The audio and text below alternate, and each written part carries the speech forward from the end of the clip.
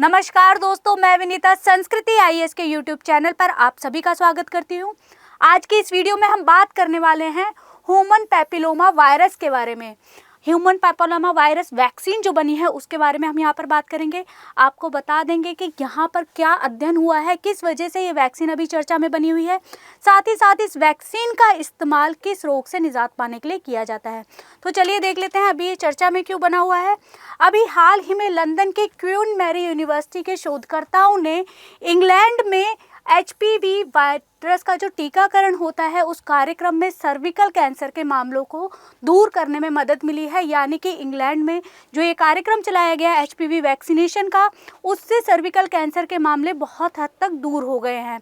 साथ ही साथ दूसरा, ये किस कारण से चर्चा में बना हुआ है, तो जो हमारा कैंसर रिसर्च यूके द्वारा वित्तपोषित एक अध्ययन से अधिकांश मामलों को जो अधिक वंचित समूह थे उनमें रोका जाने की जानकारी मिली है। यानी कि जो वंचित समूह थे, जो बहुत ज़्यादा वंचित समूह होते हैं, उसमें इसे रोके जाने की जानकारी मिली है। तो देख लेते हैं इसके प्रमुख बिंदु क्या हैं। प्रमुख बिंदुओं में आपको बता रहा है कि जो सर्विकल कैंसर है वो दुनिया भर में जो महिलाएं हैं उनके कैंसर से जो मृत्यु होती है उसमें सर्विकल कैंसर की वजह से दूसरे नंबर पर जो है महिलाओं की मृत्यु होती है। और किस आयु वर्ग की महिलाओं की मृत्यु होती है, तो जो प्रजनन आयु की महिलाएं होती हैं, यानी कि 15 से 45 वर्ष की जो महिलाएं होती हैं उसकी इस कैंसर की वजह से मृत्यु होती है। और किस नंबर पर है ये? दूसरे नंबर पर है कि इतनी ज़्यादा मृत्यु इस कैंसर की वजह से होती हैं। दूसरा देखिए, कह रहा है कि विश्व स्वास्थ्य संगठन की जो internet agency for research on cancer है उसके अनुसार वैश्विक बोझ का लगभग 5वां हिस्सा भारत पर पड़ता है। साथ ही साथ अगर बात करते हैं भारत की, तो भारत में 1.23 लाख मामले आते हैं सर्विकल कैंसर के, और साथ ही साथ जो है 67,000 जो है मौतें होती हैं एक साल में सर्विकल कैंसर की वजह से। जो अगर मोटा मोटा देखा जाए तो लगभग हर 8 मिनट में एक महिला की मृत्यु हो रही है। किससे? सर्विकल कैंसर की वजह से। चलिए आगे देख लेते हैं कि ये जो अध्ययन अभी हुआ है, जो हमारा अध्ययन किया गया है, किसके द्वारा किया गया है, तो कैंसर रिसर्च के द्वारा जो अभी अध्ययन किया गया है, इस अध्ययन के मुख्य अंश क्या क्या है, क्या क्या चीज़ें इस अध्ययन में बताई गई हैं। सबसे पहला पॉइंट क्या है? सबसे पहले कह रहा है कि सबसे वंचित समूह में अधिक मामलों को रोका गया है। जो हमारा एचपीवी वैक्सीन सामाजिक आर्थिक स्पेक्ट्रम में सर्विकल कैंसर के मामलों को कम कर रहा है, तकरीबन बहुत हद तक नीचे लेके जा रहा है। और ये हो कहाँ रहा है? जो अधिकांश वंचित समूह हैं वहाँ पर सर्विकल कैंसर के मामले बहुत ज़्यादा थे, तो वहाँ पर इसे रोका जा रहा है। इस सर्वे में ये बताया गया है कि वहाँ पर जो अधिक वंचित समूह के लोग हैं उनमें सर्विकल कैंसर के जो मामले बहुत ज़्यादा थे उन्हें रोका गया है। दूसरा कथन आपसे क्या कह रहा है? दूसरा वर्ड कह रहा है कि जो हमारा स्कूल आधारित टीकाकरण कार्यक्रम में भारी सफलता है। कि भारी सफलता से क्या पता चलता है? कि अच्छी तरह निष्पादित सार्वजनिक स्वास्थ्य हस्तक्षेप और स्वास्थ्य असमानताओं को कम करने में इससे मदद मिल रही है। तीसरा कथन कहता है कि हमारा जो एचपीवी टीकाकरण कार्य करता है ये किस तरीके से कार्य करता है। शोधकर्ता क्या कहते हैं कि 12 वर्षों में जो एचपीवी वैक्सीनेशन में सर्विकल कैंसर की दर को कितना प्रतिशत तक कम करा है, तो 90% तक कम करा है। साथ ही साथ जो कैंसर पूर्व स्थितियां होती हैं उसमें भी कितने प्रतिशत तक कमी आई है, तो 95% तक की कमी आ गई है। यानी कि 95% तक पूर्व कैंसर स्थितियों को भी कम किया गया है। अब जो इंग्लैंड है ये हुआ कहाँ पर है? जो इंग्लैंड है, इंग्लैंड में क्या हुआ था? 12 से 13 वर्ष की बच्चियों को एचपीवी टीकाकरण किया गया था और उनमें ये देखा गया कि 90% तक जो कैंसर हुआ उसमें कमी आई, और साथ ही साथ उसके बाद की जो स्थितियाँ होती हैं उसमें 95% तक कमी आई। अब ये देखिए कि इंग्लैंड ने ये जो टीकाकरण स्टार्ट किया था ये सबसे पहली बार कब हुआ? तो जो एचपीवी टीकाकरण इंग्लैंड में सबसे पहली बार किया गया था वर्ष 2008 में ये टीकाकरण किया गया था पहली बार। यहाँ पर 12 से 13 वर्ष की बच्चियों में ही टीकाकरण क्यों किया गया? क्योंकि जो 12 से 13 वर्ष के जो बच्चे होते हैं उनमें जब ये वैक्सीन दी जाती है तो उसके बाद की आयु काल में अगर ये वैक्सीन दी जाए तो उसके कंपैरिजन में इस एज में वैक्सीन देने से ज़्यादा प्रभाव पड़ता है, ज़्यादा वैक्सीन प्रभावी होती है। चलिए आगे देखते हैं कि सर्विकल कैंसर होता क्या है। सर्विकल कैंसर की अगर बात करें तो वैश्विक स्तर पर महिलाओं में चौथा सबसे आम कैंसर है। और अगर बात करते हैं हम यहाँ पे भारत की, तो भारत में ब्रेस्ट कैंसर के बाद दूसरे नंबर पर आता है सर्विकल कैंसर। सर्विकल कैंसर फैलता किस कारण से है? तो सर्विकल कैंसर जो ह्यूमन पैपिलोमा वायरस है यानी कि HPV है, एक वायरस है, इसके परिणाम स्वरूप ये फैलता है और यौन संपर्क के माध्यम से ये फैलता है। यानी कि जब आप किसी के साथ यौन संपर्क बनाते हैं तब ये फैलता है। और ऐसा नहीं है कि हमारे अंदर जो HPV वायरस है वो आता नहीं है, हर किसी की लाइफ में कभी ना कभी इंसान एक बार इससे संक्रमित होता है।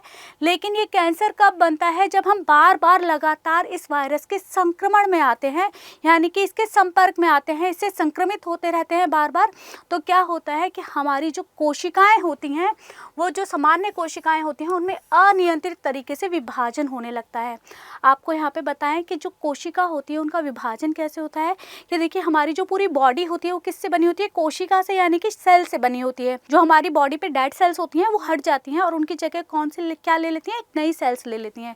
तो ये सेल्स कैसे होता है कि जो सेल होती है वो डिवीज़न करती है माइटोसिस और मियोसिस से। तो माइटोसिस से जब डिवीज़न होता है तो एक सेल 2 सेल बनाएगी, ठीक है। लेकिन इनकी भी एक नियंत्रित होता है कि हमारी अगर बॉडी है तो यहाँ पर बॉडी एक सेल हटा, एक सेल डेड हुआ तो उसकी जगह पर एक सेल लेगा, इतने ही सेल्स हमारी बॉडी बनाएगी। लेकिन जब ये अनियंत्रित हो जाए, यानी कि बहुत ज़्यादा मात्रा में बनने लगे, तो क्या होता है कि ये अनियंत्रित जब विभाजन होता है तो उसके बाद ये कैंसर का रूप ले लेती हैं।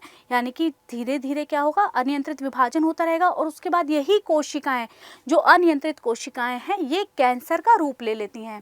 चलिए देखते हैं, आपको बताते हैं कि जो हमारी कोशिकाएं, सामान्य कोशिकाएं जब कैंसर में बदलती हैं तो कैंसर में बदलने में इन्हें कितना वर्ष लगता है, कितना टाइम लगता है। ऐसा नहीं है कि अभी इनका अनियंत्रित विभाजन हुआ और साथ के साथ ये कैंसर में परिवर्तित हो जाती हैं। इन्हें परिवर्तित होने में तकरीबन 15 से 20 साल लगते हैं।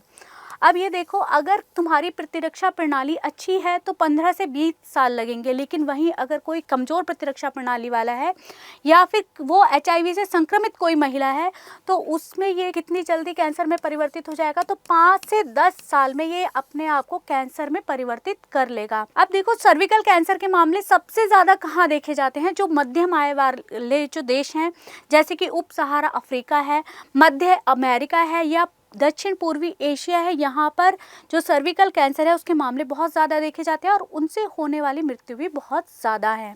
अब बता दें आपको कि जो सर्विकल कैंसर है, मान लो किसी लेडी को सर्विकल कैंसर है तो उसके लक्षण क्या हैं, किस तरीके से पता चलेगा कि उसे सर्विकल कैंसर है? मासिक धर्म के दौरान या उसके बाद में या संभोग के बाद असामान्य अगर रक्तस्राव होता है, बहुत ज़्यादा मात्रा में अगर रक्त निकलता है तो वो हमारे को तुरंत डॉक्टर से पता करना चाहिए कि ऐसा क्यों हो रहा है।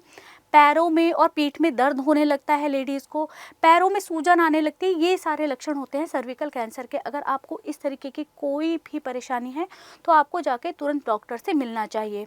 आगे देखते हैं कि इसकी रोकथाम के क्या क्या कार्य किए जाने चाहिए। रोकथाम के लिए हम क्या क्या कर सकते हैं? तो जो हमारी सार्वजनिक जागरूकता है उसको बढ़ावा देना चाहिए और सूचना सेवाओं तक पहुँच जीवन भर रोकथाम और नियंत्रण की कुंजी होती है। इसी कारण क्या करना चाहिए? हमें जागरूकता को बढ़ावा देना चाहिए। जैसा कि हमारा WHO ने क्या कहा, WHO का कहना है कि 70% तक महिलाओं का परीक्षण किया जाना चाहिए, उनकी जांच की जानी चाहिए कि इन्हें कैंसर है या नहीं। लेकिन बात करें अगर भारत की, तो भारत में परीक्षण कितना है? 1.2%। सिर्फ 1.2% ही जांच की जाती है कैंसर के मामले में।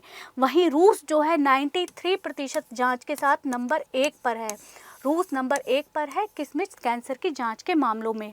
अगर यहाँ पर सिर्फ भारत की बात करते हैं तो भारत के 2 राज्य तमिलनाडु और आंध्र प्रदेश में सर्विकल कैंसर की जांच 7% तक की जाती है और जो हमारा ब्रेस्ट कैंसर है उसकी जांच कितनी है? 3.8% तक यहाँ पे जांच की जाती है। और तमिलनाडु और आंध्र प्रदेश 2 ऐसे राज्य हैं जहाँ पर ये सबसे ज़्यादा अधिक है, यानी कि जांच का मामला सबसे ज़्यादा है, यहाँ पे सबसे ज़्यादा जांच की जा रही है। अगर वहीं पर बात करते हैं हम 1% का जो हमारा आंकड़ा है, यहाँ पर कितना है हमारी जाँच? 1.2%। तो इसके आसपास सिर्फ 4 राज्य हैं जो 1% तक जाँच करते हैं, केरल, मिज़ोरम, मणिपुर और महाराष्ट्र। ये 4 राज्य ऐसे हैं जो 1% के आसपास जांच करते हैं, बाकी सभी राज्यों में जांच 1% तक भी नहीं होती है। इसीलिए जो हमारा WHO है वो बार बार कह रहा है कि हमें 70% तक जांच को बढ़ाना चाहिए, कि हमें जांच इतनी ज़्यादा करनी चाहिए ताकि हम समय रहते सर्विकल कैंसर को रोक सकें और बाकी जो महिलाओं में अदर कैंसर्स होते हैं उन्हें भी हम रोक सकें। यहाँ पे भारत का राज्य जो वेस्ट बंगाल है, वेस्ट बंगाल सबसे नीचे पायदान पर है इस जांच के मामले में। यहाँ पर कितनी जांच होती है? 0.1%। उसके बाद दूसरे नंबर पे हमारा आता है गुजरात। गुजरात में ये जांच कितनी है? 0.2% ये जांच है।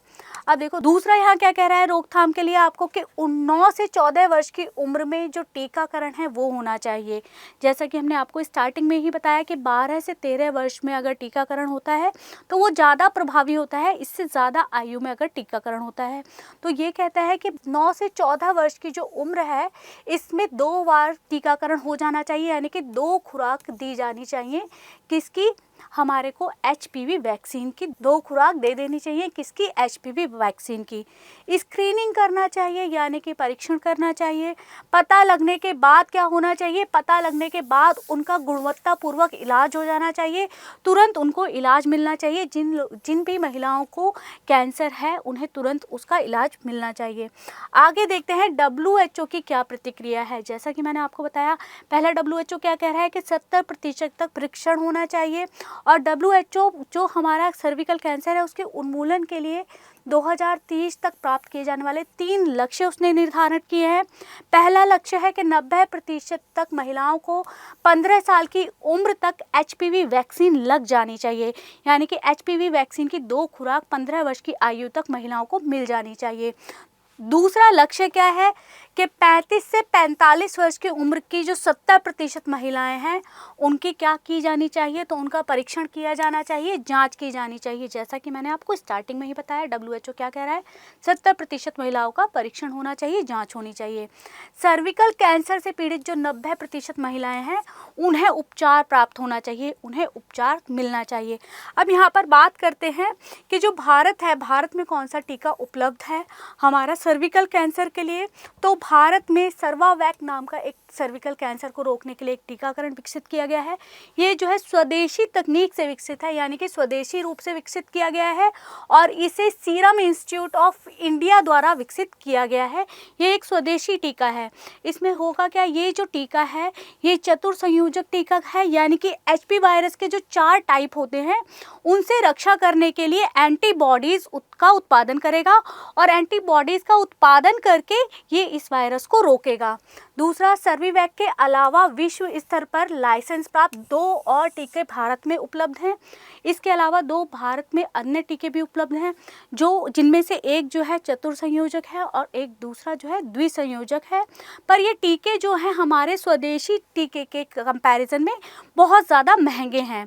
तो चलिए इस वीडियो से संबंधित प्रश्न देख लेते हैं। प्रश्न क्या कहता है कि सर्विकल कैंसर से संबंधित निम्नलिखित कथनों पर विचार कीजिए। पहला कथन कह रहा है कि सर्विकल कैंसर आमतौर पर ह्यूमन पैपिलोमा वायरस के संक्रमण द्वारा होता है। दूसरा कथन आपसे कह रहा है यह एक आनुवांशिक रोग है। अब इसमें से आपको बताना है कि कौन से सही है, पहला सही है या दूसरा सही है। कि तो ऑप्शन में क्या है? केवल एक है, केवल 2 है, 1 और 2 दोनों हैं, या ना तो 1 है सही और ना ही 2 है सही। इसका आंसर आप हमें कमेंट बॉक्स में बताइए कि क्या आंसर होगा। आई होप कि आपको ये वीडियो अच्छी लगी होगी। इस वीडियो से आपने एग्ज़ाम से संबंधित कुछ अच्छी इन्फॉर्मेशन मिली होगी। तो इस वीडियो को लाइक कीजिए, शेयर कीजिए और चैनल को सब्सक्राइब कीजिए। अगली वीडियो में आपके साथ फिर मुलाकात होगी एक नए टॉपिक के साथ। तब तक के लिए धन्यवाद।